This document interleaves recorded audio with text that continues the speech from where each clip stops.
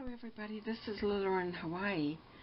Before I forget, and I'm inclined to do that sometimes, I will show you, if I can, how I made this particular flower that was on that filet crochet purse I showed in that another video.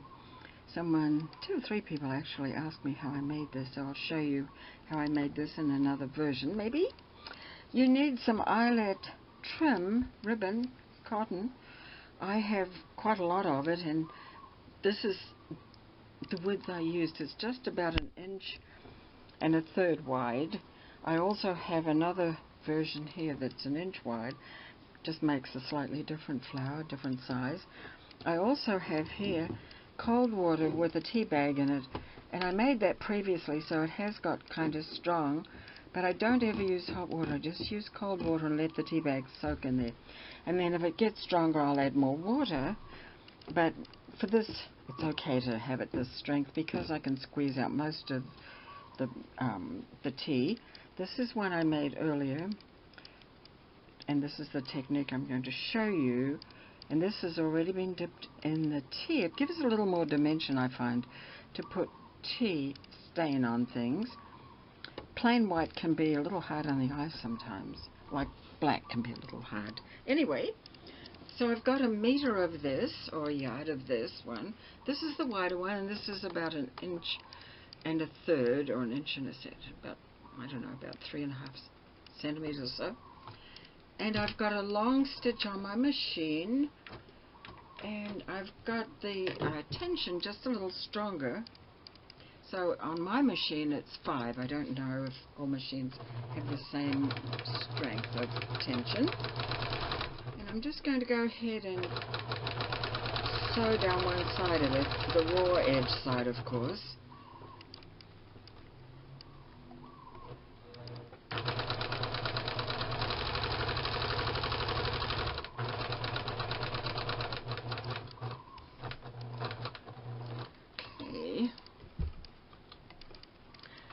Turn the light off, and you should pull it up to at least half the length. So it was 1 meter or a yard, half a yard, or could even be a little less. And I just let it pretty much do its own thing, and this is how long it pulled up to.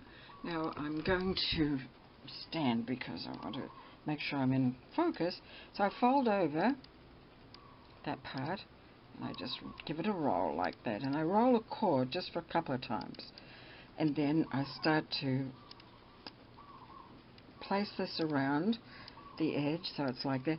And then when it gets round once, I grab it in the center, and I really just lay the rest around. I don't sort of fold it over or under or anything like that. So it's like that. And I've got a needle and thread here, so the next thing I'm going to do is just secure that, and I'm going to secure, this was the end, so I'll get hold of that first. I want to use that first because that's the part that of course would unravel. And then I'm just going to take a few stitches, nothing too major. I must say the lace is a little bit on the stiff side, but once it's been in the tea it should, you know, soften up a bit and be a little more pliable, and you can shape it more. Okay, so that's kind of that. You could put a circle of felt or silk or fabric or something on the back. If you were making a pin, a brooch, yes, I think you'd do that. But for this application you don't need to do that.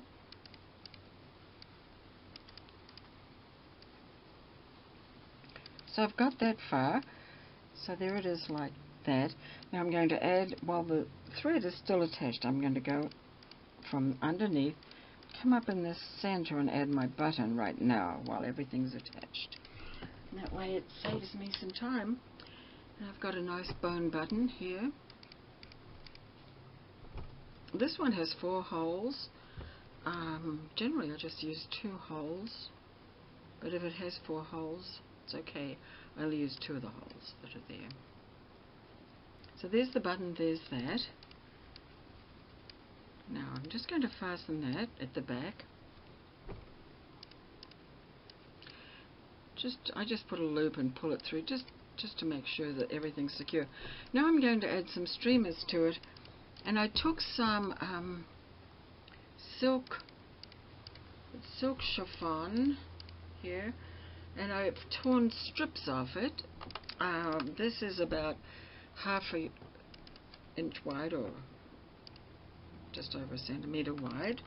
And I'm going to tie a bow, not exactly in the middle, maybe. Sometimes I tie a 1-loop bow, sometimes I tie a 2-loop bow, depending.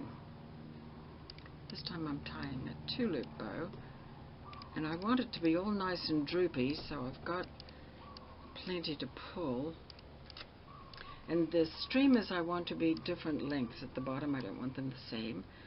Now I'm going to put the needle right in the center there. I'm coming up from the back between, let me see, which one will I come up between? There. They're about 4 rounds, so this is between 2 of them. And I'm going to pull that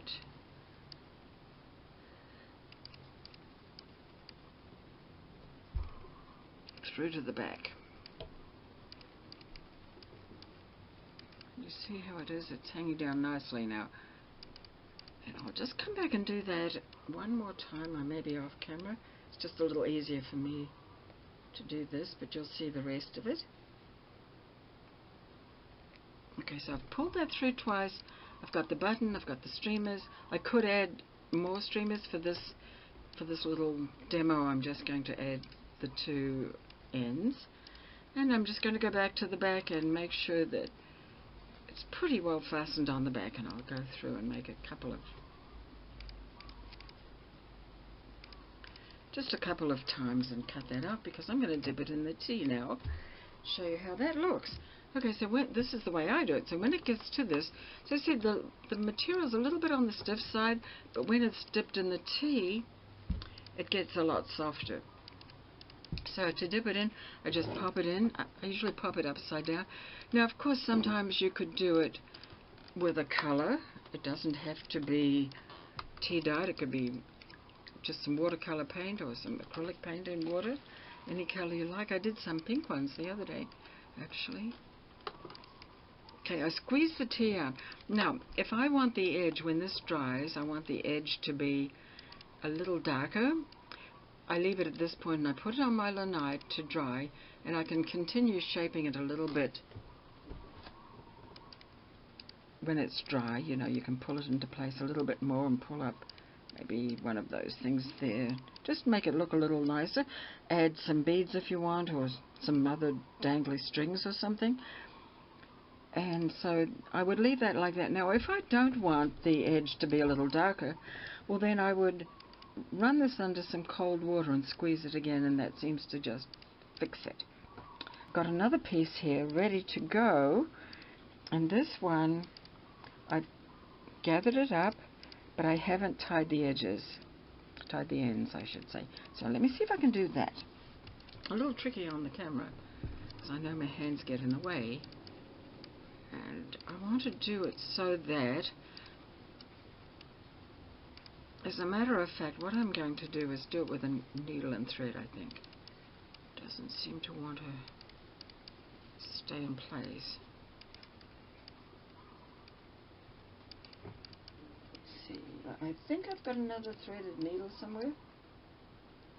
Oh yes, here we go. Okay, so what I'm going to do with this is I'm going to take this end, one end of that gathered piece, and the gathered piece is about 6 inches long,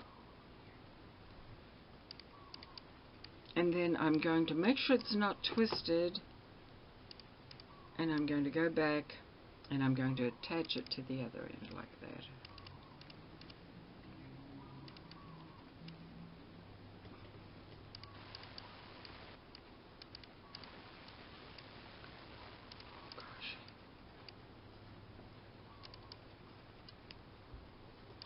And more fingers than thumbs when I'm on camera.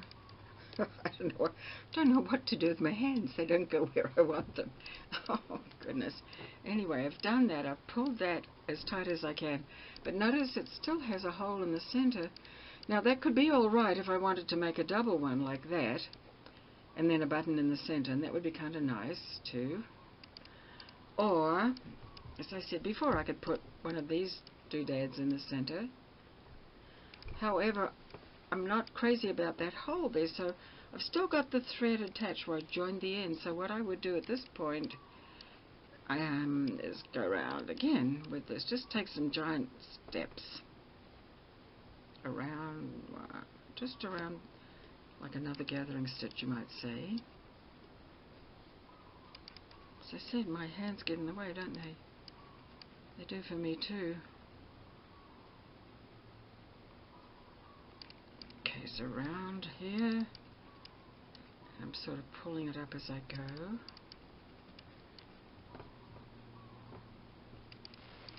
These are big stitches. Okay, I think I've got one more. I can go down one more time.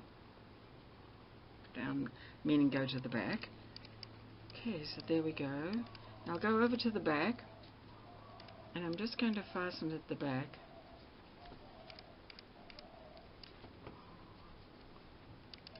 So this is just a different version.